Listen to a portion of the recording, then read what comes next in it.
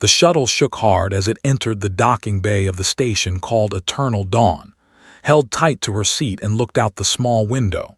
The station was huge, a metal ring floating in the black space near a giant blue planet. She had never seen anything so big in her life. Was 28 years old. She came from a small farming colony called New, where her family grew rice and vegetables under plastic domes. She had studied animals her whole life. She loved watching how creatures behaved, how they lived, how they felt. But she had never left her colony until 3 weeks ago, when a message came from the Galactic Hegemony saying she had been chosen for a special job. Nobody told her what the job was. Nobody told her why they picked her. They just put her on a ship and sent her here, to a station orbiting a frozen world at the edge of known space. The shuttle door opened with a hiss, picked up her small bag and stepped out into the docking bay. The air was cold and smelled like metal. Lights buzzed above her head, and standing in front of her were the biggest creatures she had ever seen. She had seen pictures of them before, but pictures could not show how terrifying they really were. Each one stood 3 meters tall. Their bodies were covered in thick scales that looked like dark armor. Their hands ended in claws that could cut through steel. Their eyes glowed yellow in the cold light of the station. And they were all staring at her. Tried not to show her fear. She stood straight and held her bag in front of her like a shield. One of them stepped forward. He was the biggest of them all, and his scales were covered in old scars. He wore armor that looked like it had seen 100 battles. "I am Commander," he said. His voice was deep and rough, like rocks grinding together. "You are the human specialist." "Yes," said. Her voice came out smaller than she wanted. I study animal behavior." Made a sound that might have been a laugh. It was not a nice sound. Animal behavior. They send us a student who watches animals and they expect her to work here. He looked at the other. She will be dead before the week ends. Felt her face grow hot. She wanted to say something back, but before she could speak, a human woman pushed through the crowd of. She was older than maybe 40, with short gray hair and tired eyes. She wore a simple uniform with the hegemony symbol on the chest. "I am Myra," the woman said. "I will show you to your room. Come with me quickly." Followed Myra through the metal corridors of the station. The halls were wide and tall, built for bodies. Felt like a child walking through a world made for giants. Everywhere she looked, she saw more in armor, carrying weapons, watching her with those glowing eyes. "What is this place?" asked. "This is the nursery station," Myra said. She kept her voice low. "This is where the hegemony keeps the cubs." "Stopped walking, cubs, baby." "Yes, they are the most powerful species in the galaxy. Their warriors can destroy whole armies, but their cubs are helpless for the first years of their lives. They cannot fight. They cannot protect themselves. So the cubs are kept here, far from any danger, guarded by the best warriors the hegemony has." Thought about this. Why do they need a human who studies animals? Myra's face became sad. Because the cubs are dying, not from sickness, not from attacks. They just stop eating, they stop moving. They cry all night and then they become quiet and then they die. They have tried everything. Medicine, different food, more guards, nothing works. She looked at. "Someone in the hegemony thinks a human might see something that cannot. That is why you are here." They reached a small room at the end of a corridor. It was tiny compared to the rest of the station, clearly built for a human. There was a bed, a desk, and a small window that looked out at the stars. "There are rules," Myra said. "Important rules. Never approach a cub without permission. Never make fast movements near them. Never enter a nursery without wearing full protective armor. The cubs look small, but they are still. Their claws can cut through bone. And if a mother thinks you have hurt her cub..." Myra shook her head. 17 caretakers have died here in the last 10 years. Most of them were killed by mothers. Sat down on the bed. "This sounds impossible." "Maybe it is, but you are here now. Try to stay alive." Myra walked to the door. "Rest tonight. Tomorrow you will see the nurseries." After Myra left, sat alone in her small room. She thought about her home, her family, her simple life studying creatures on a farming colony. She thought about the cubs, dying in their metal rooms far from their mothers. She thought about Commander and his cruel laugh. She could not sleep. The station made strange sounds in the night, metal groaning, machines humming, and somewhere far away something else, a sound that made her heart hurt. She got up from her bed and walked into the corridor. The lights were dim now, set for the night cycle. Her bare feet made soft sounds on the cold metal floor. She followed the sound through the empty halls, past closed doors and dark windows. Finally she found it, a large room with thick glass walls. Inside she could see a small shape huddled in the corner, a cub no bigger than a human child. Its scales were dull and gray. Its body shook with each breath. And it was crying, not a fierce sound, not a dangerous sound, just a small, sad cry. The cry of a baby who was alone and scared and did not understand why no one was coming to help. Pressed her hand against the glass. The cub did not look up. It just kept crying, that terrible, lonely sound that filled the empty room. "I am here," whispered. "I do not know how to help you yet, but I am here." She stayed by the glass until the morning lights came on, watching the crying cub and making a promise in her heart that she would find a way to save it. For 3 days, watched the cub in nursery chamber 7. She learned that his official name was Subject 7 Alpha, but she did not like that name. It was cold and empty, like the metal room where he lived.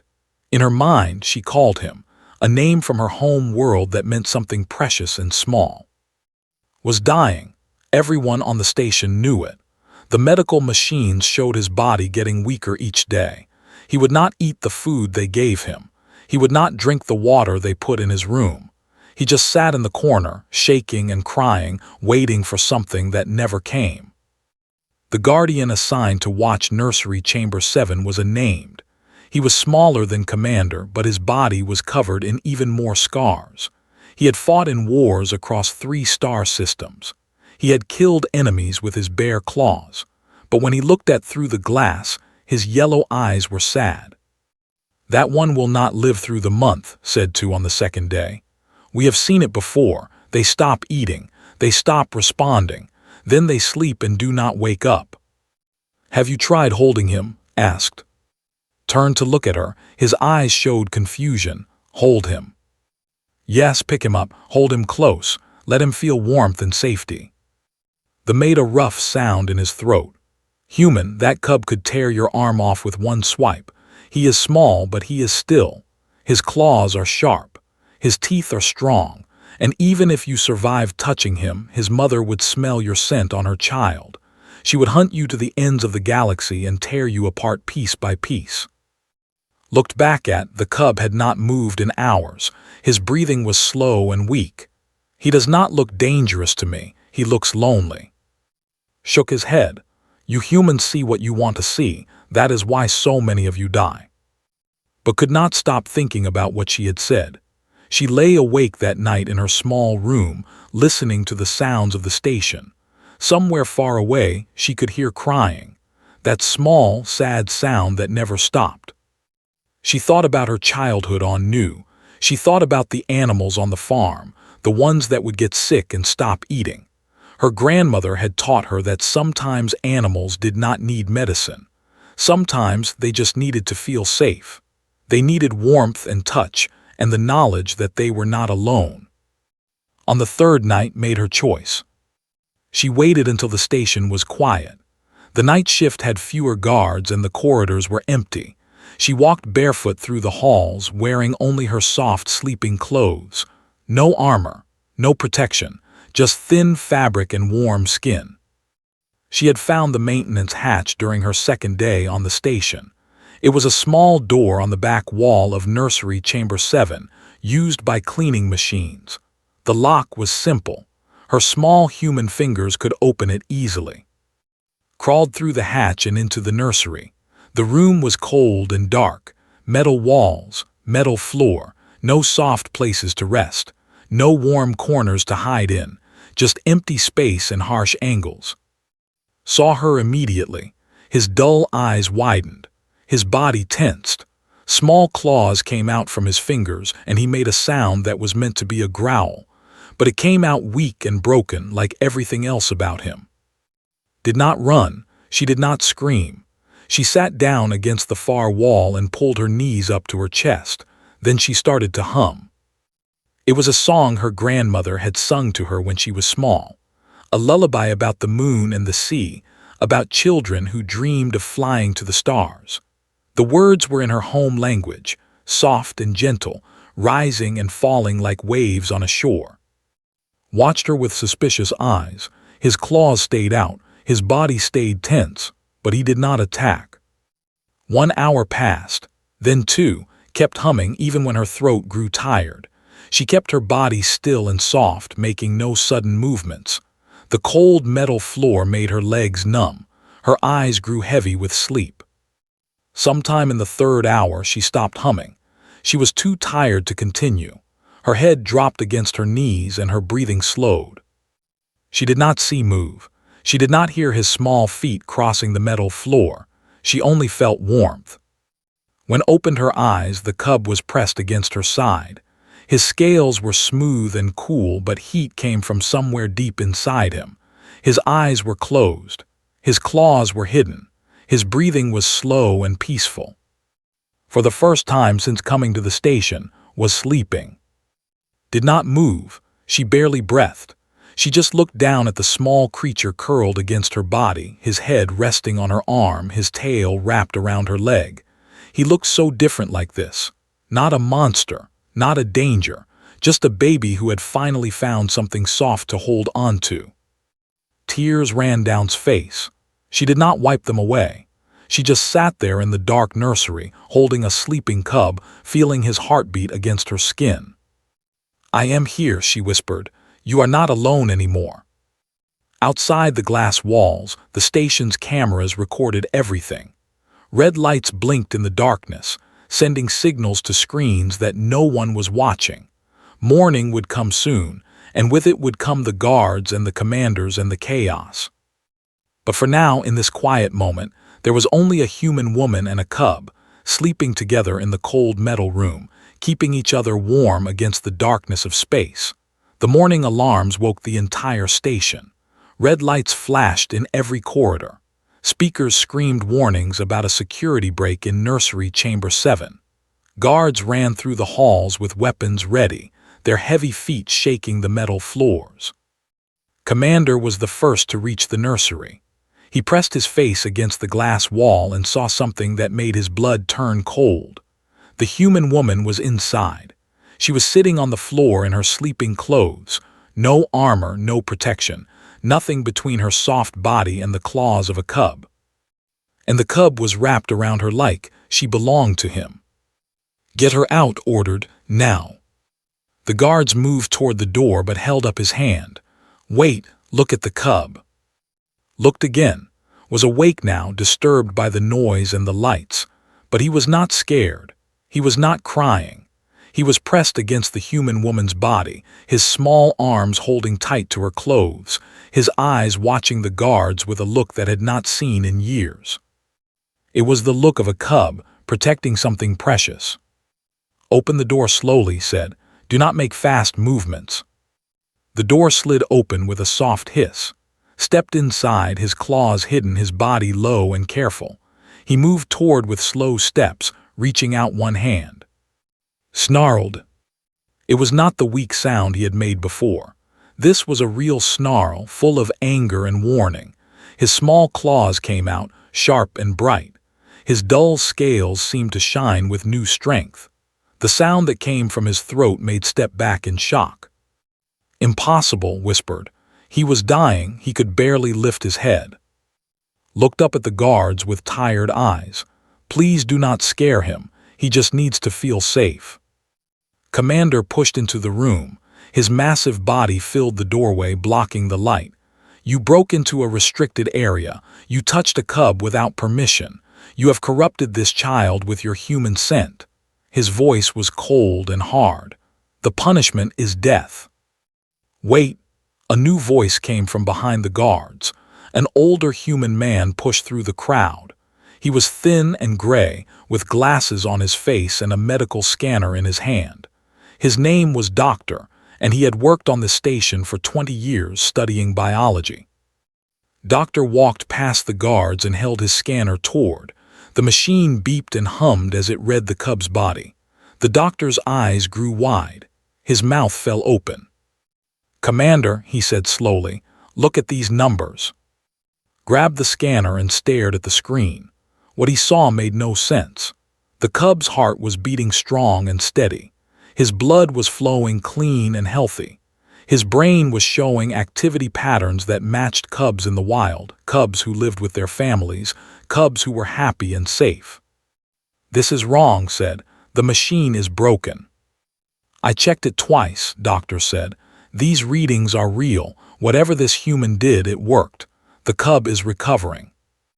The room became very quiet. Every guard stared at the human woman sitting on the floor with a cub in her arms. She did not look like a criminal. She did not look like a threat. She looked like a tired mother holding a sick child. "He was lonely," said softly. "That is all. He was not sick in his body. He was sick in his heart. He needed someone to hold him and tell him he was not alone." Made a sound low in his throat. Cubs in the wild sleep in piles, dozens of them together with their siblings and cousins. They are never alone, never cold, but here. He looked around the empty metal room. "Here we put them in boxes by themselves, for safety, for control, but we took away the one thing they needed most."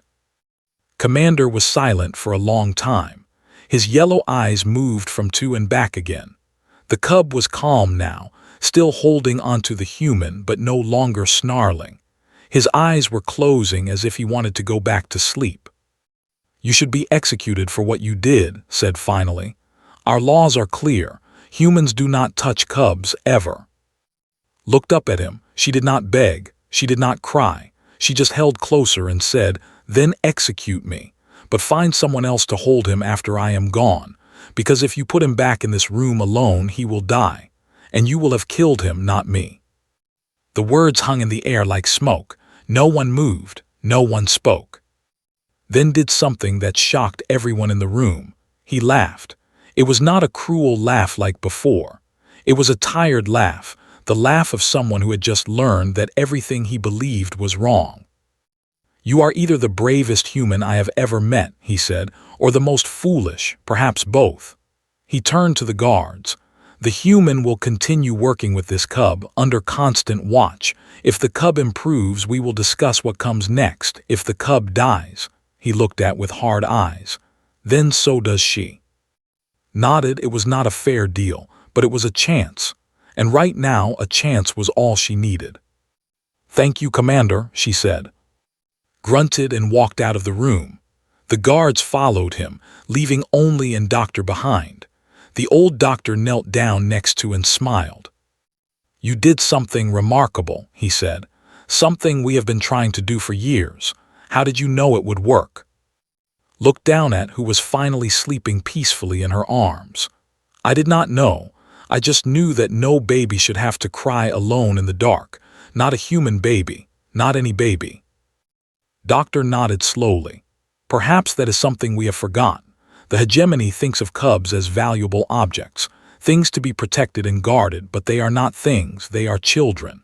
He stood up and wiped his glasses. "Rest now. You will need your strength. Something tells me your work here has just begun." News traveled fast in the galaxy. Within days, everyone knew about the human woman who slept with cubs. Some called her crazy, some called her dangerous. But as weeks passed and more cubs began to heal under her care, people started calling her something else. They called her the Soft One. Did not like the name at first. It made her sound weak, like something that could be crushed easily. But she came to understand what it really meant. In a galaxy full of armor and weapons and hard metal walls, she was soft. And that softness was exactly what the cubs needed. She worked with First, spending every night in his nursery, letting him sleep against her body until his scales grew bright and his eyes grew sharp. Then she moved to other cubs. Chamber 4 held a female cub named who had stopped eating. Chamber 12 had twin brothers who screamed through every night cycle. Chamber 8 had a tiny cub, the smallest anyone had ever seen, who shook with fear whenever anyone came near. One by one helped them all. She never wore armor. She said the hard metal scared the cubs because it felt cold and dead against their scales. Instead, she wore soft clothes in warm colors, blues and yellows and gentle greens. She brought blankets from the human supply rooms and made small nests in the corners of the nurseries. She sang songs and told stories, making up tales about brave cubs who flew through space and found adventures among the stars. The guardians watched her with confused eyes. They did not understand how this small human could do what they could not. Spent hours standing outside the nurseries, watching play with cubs who had been dying just weeks before. He saw them climb on her back and pull her hair and chew on her clothes. He saw them chase her around the room, their small claws making clicking sounds on the metal floor. He saw them pile on top of her at night, fighting to be closest to her warmth. "It makes no sense," he told Commander one evening. "She has no claws, no armor, no strength. A cub could kill her with one bad swipe, but they treat her like—" "Like what?" asked. "Thought for a long time, like a mother." The word hung in the air between them. Mother. It was the most sacred word in culture. Mothers were everything. They gave life. They gave protection. They gave love. To call someone a mother who was not your blood was the highest honor a could give. "The cubs have real mothers," said carefully. "Powerful mothers who would destroy anyone who threatened their children. What happens when they learn about this human?" The answer came 3 months later, when the ship arrived. It was a warship, old and from battles across the galaxy. Its name was the Burning Claw, and it carried the most feared warrior in history. Matriarch was ancient. Her scales had turned from dark blue to pale silver with age. Her body was covered in scars from 100 fights. She had killed pirates and soldiers and monsters. She had destroyed entire fleets that threatened her children. And now she had come to the station because she had heard rumors about a human who touched her cubs. When walked through the corridors of the station, even the guards pressed themselves against the walls. Her steps shook the floor. Her eyes burned with cold fire. She did not speak to anyone. She just walked straight toward nursery chamber 7. Was inside with and 2 other cubs when the door opened. She looked up and saw the massive shape of the matriarch filling the doorway. Her heart stopped. Her breath caught in her throat. Every part of her body wanted to run. But the cubs were behind her. She could not run and leave them. "You are the soft one," said. Her voice was like thunder from far away, deep and powerful and dangerous.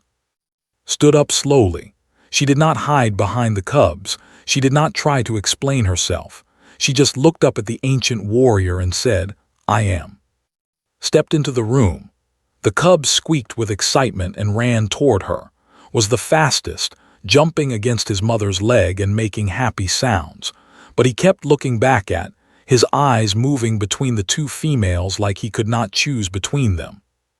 "My son dreams of you," said. She watched with eyes that had seen death 1,000 times. "When he sleeps, he calls out.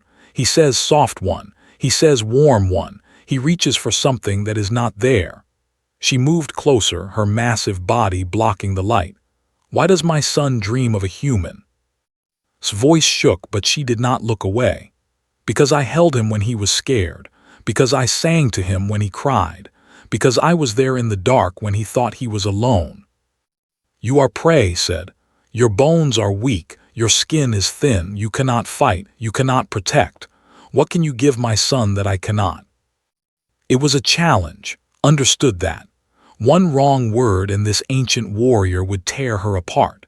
But she thought about the nights they had spent together, about the way he held onto her clothes when he was scared. And she found her answer. "I can give him softness," said. "I can give him warmth without armor, safety without weapons, love without fear." She looked at who was watching her with big eyes. "You can protect him from enemies. You can teach him to fight and hunt and kill. But I can teach him that strength is not always hard, that sometimes the bravest thing is to be gentle. Was silent. The room was so quiet that could hear her own heart beating. The matriarch's eyes moved slowly, studying the human like she was looking at something she had never seen before. Then did something unexpected. She lowered her massive head until her snout was inches from his face. Her breath was hot and smelled like metal. Her eyes were so close that could see herself reflected in them. "My people have ruled this galaxy for 10,000 years," said quietly. "We have conquered worlds. We have destroyed armies. We have made every species bow before our strength, but we have forgotten something important." She pulled back and looked at her cubs who were playing happily at her feet. "We have forgotten how to be soft." She turned back to, "You will continue. You will care for my cubs and all the cubs on this station. You will teach them what softness means. And when they grow up, they will remember that a small human with no claws and no armor loved them without fear." Her voice dropped lower.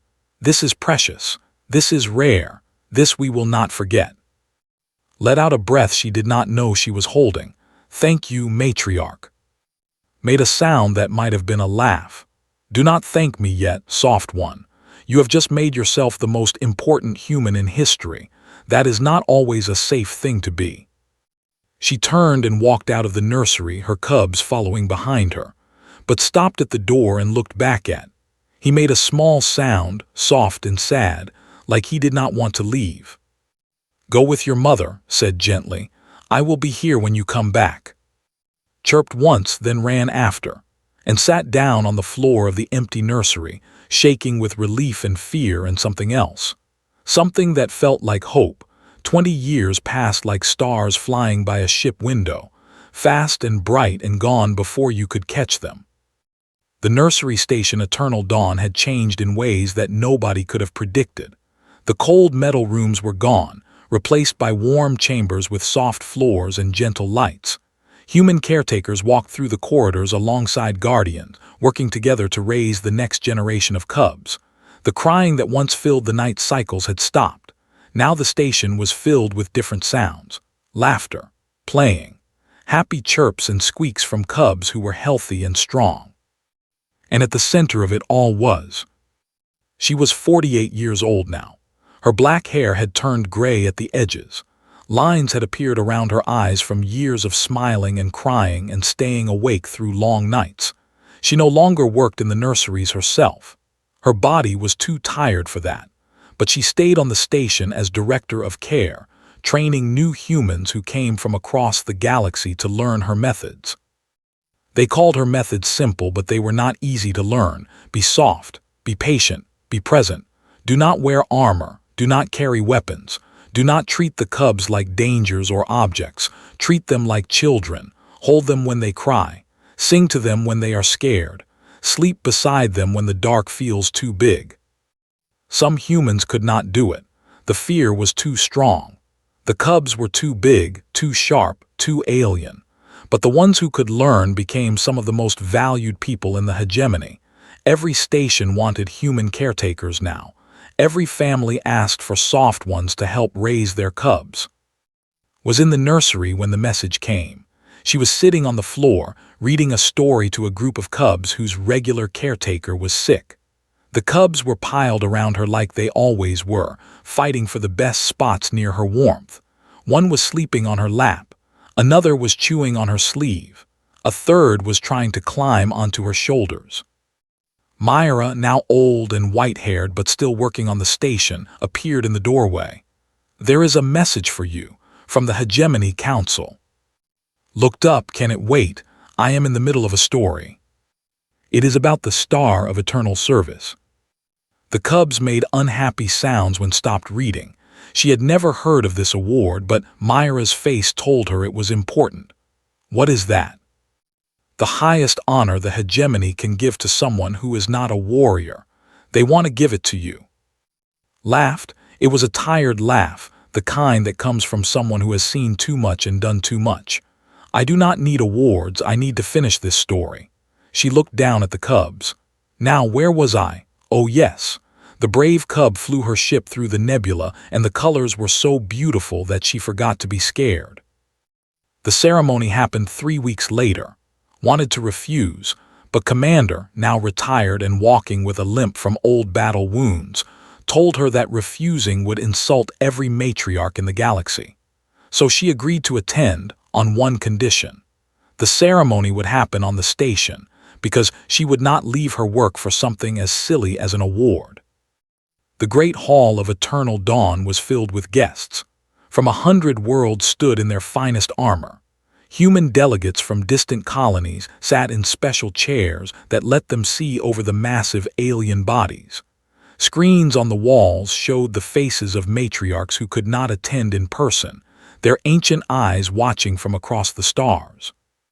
And standing at the front of the hall was Matriarch. She was very old now, so old that her scales had turned almost white. She moved slowly, supported by 2 younger who held her arms, but her eyes were still sharp. Her voice was still strong. 20 years ago, said to the crowd, a small human woman crawled into a nursery chamber and held a dying cub. She had no armor, no weapons, no protection except the softness of her own body. The guards thought she was crazy. The commanders thought she would die, but she did not die, and the cub did not die. She paused and looked at, who was standing near the back of the hall, still wearing her caretaker clothes because she had been with the cubs until moments before the ceremony started. That cub was my son, continued. His name was, he is now a warrior in the Frontier Fleet, one of the finest we have ever produced.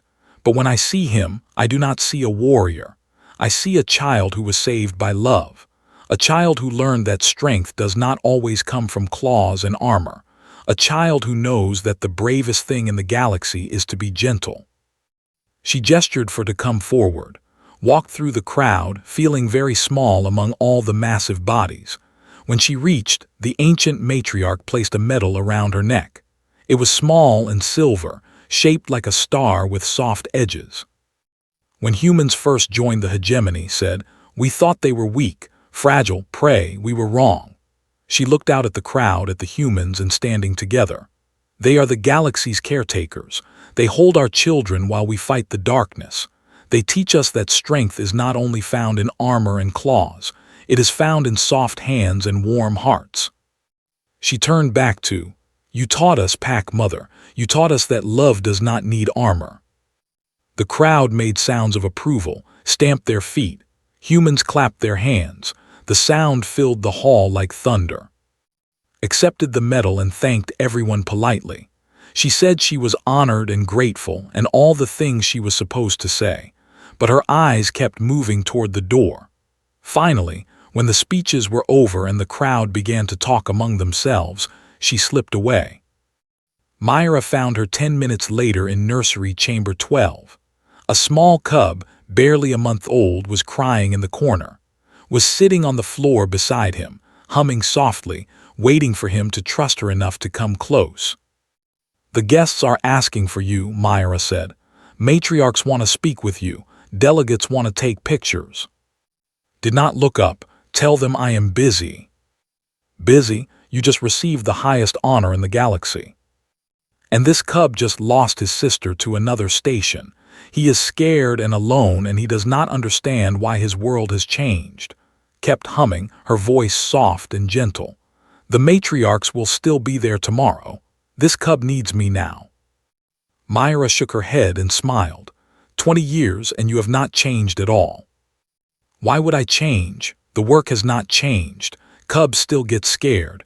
They still need someone to hold them in the dark. Finally looked up and her eyes were bright with tears. That is what I am here for. That is what I will always be here for, until there are no more cubs who need to cry alone. The small cub in the corner had stopped crying. He was watching with big eyes, his body still tense but his fear starting to fade. Slowly, carefully, he took one step toward her, then another, then another. Opened her arms and waited. The cub ran to her and pressed his small body against her chest. She held him close and kept humming, rocking gently back and forth, feeling his heartbeat slow down as the fear left his body. Outside the nursery, the ceremony continued without her. Important people made important speeches. Awards were given and photos were taken. The galaxy celebrated its heroes. But the real hero was here, in a small metal room, holding a scared baby and whispering the same words she had whispered 1,000 times before. "I am here. You are not alone. I am here." And somewhere out in the stars, on a ship far from the station where he was born, a warrior named looked up at the night sky and smiled. He could not hear the words, but somehow he knew. The soft one was still there. The warm one was still holding cubs in the dark. And as long as she was there, no child in the galaxy would ever have to cry alone again.